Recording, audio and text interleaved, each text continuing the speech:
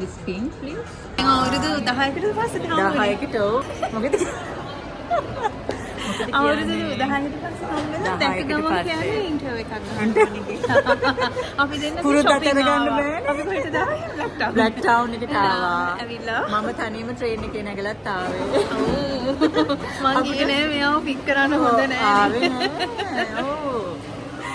Station හොයාගෙන ඔක්කොම හොයාගෙන ආවා. මෙයාව පොඩ්ඩක් ඩාවින් වගේ ඇත්තටම ලේසි නෑ සිඩ්නි ආවම හරි කොම්ප්ලිකේටඩ්. ඒ හින්දා අතරමං කොහොමරි හොයාගෙන ආවා. අපි ආවද වෙස්ට් පොයින්ට් එකට. ඇවිල්ලා දැන් ඉතින් මෙයා shopping කරනවා බලමු දැන්. ගොඩ ඒවා ගන්නවා මෙයා. ආවලා දවසේ ඉඳන්ම shopping තමයි. හරි ඕකේ එහෙනම් අපි බලමු මොනවද කරන්නේ කියලා.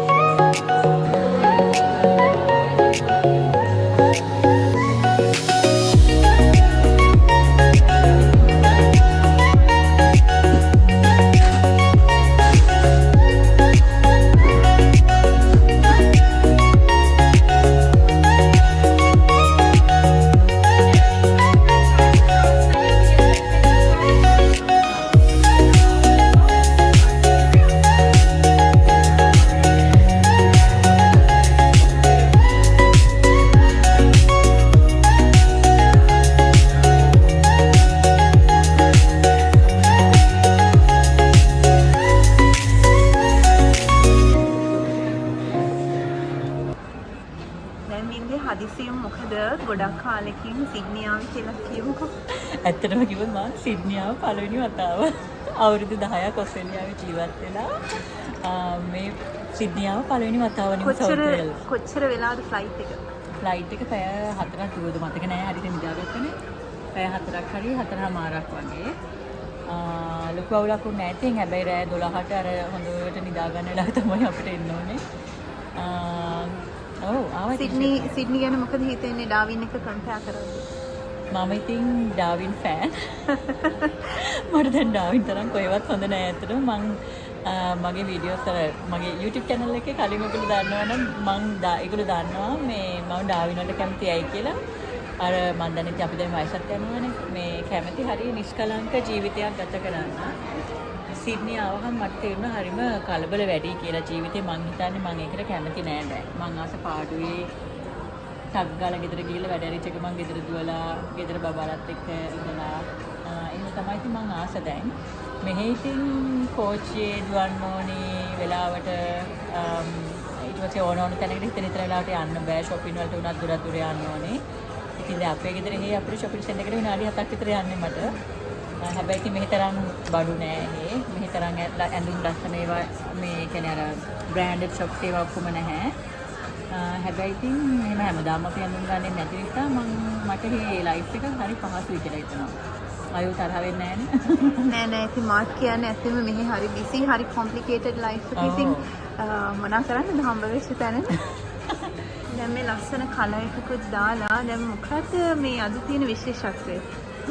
ඇත්තටම අයෝ මම හිතන්නේ මගේ ජීවිතේ බලාගෙන හිටපු ලස්සනම දවසක් තමයි හෙට එන්නේ.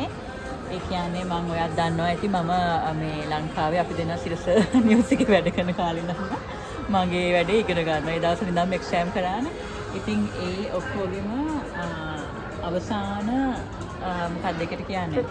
ප්‍රතිඵලය තමයි හෙට. ඒ කියන්නේ මම හෙට ඔස්ට්‍රේලියාවේ නීතිඥවරියක් විදියට දියුරුම් දෙන දවස. ඉතින් මම නිව් සවුත් වේල්ස් වලට තමයි ඒකට ආවේ. ඉතින් මම හිතන්නේ මගේ ජීවිතේ මම හිතන්නේ අපේ පවුලේම ලොකුම දවසක් විතර.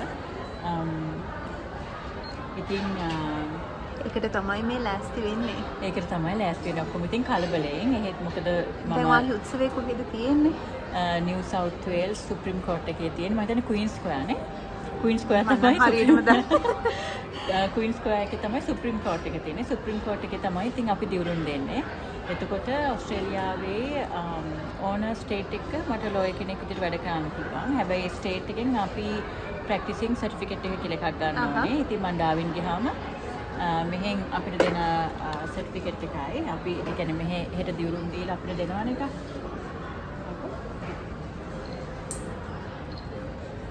ඒ ડોකියුමන්ට්ස් දුන්නාම අපි ප්‍රැක්ටිසින් සර්ටිෆිකේට් එකට ඇප්ලයි කරන්න ඕනේ. ඒක ඇප්ලයි කරාම ඉතින් මට ඩාවින් වල ලෝය කෙනෙක් විදිහට වැඩ කරන්න පුළුවන්. ඩාවින් වල විතර නෙවෙයි ඕස්ට්‍රේලියාවේ ඕන තැනක ලෝය කෙනෙක් විදිහට වැඩ කරන්න පුළුවන්. ඒක තමයි හිතේ නම් එහෙනම් කන්ග්‍රැචුලේෂන්ස් ඔයාලට. ඔයාගේ සක්සස්ෆුල් කරියරයකට. thank you අයෝ. දැන් මෙහි ආවට පස්සේ වින්දියාස් වීඩියෝ එකක් කරනවා මාත් වීඩියෝ එකක් කරනවා. අපේ ට්‍රේන් එක ආවා.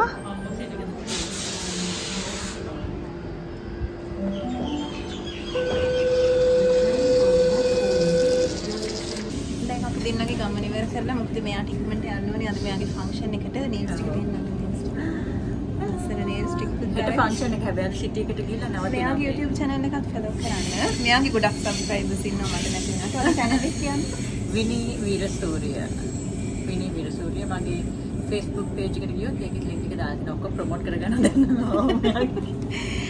සිඩ්නි වල ඉඳන් ඔන්න එහෙනම් අපි යන්න හදන්නේ. දැන් අපි ස්කෝෆීල්ඩ් වලට යන්නේ. මෙයාගේ ෆන්ක්ෂන් එකට. එහෙනම් good luck to you. එහෙනම් ආයෙ දවසක වීඩියෝ එකකින්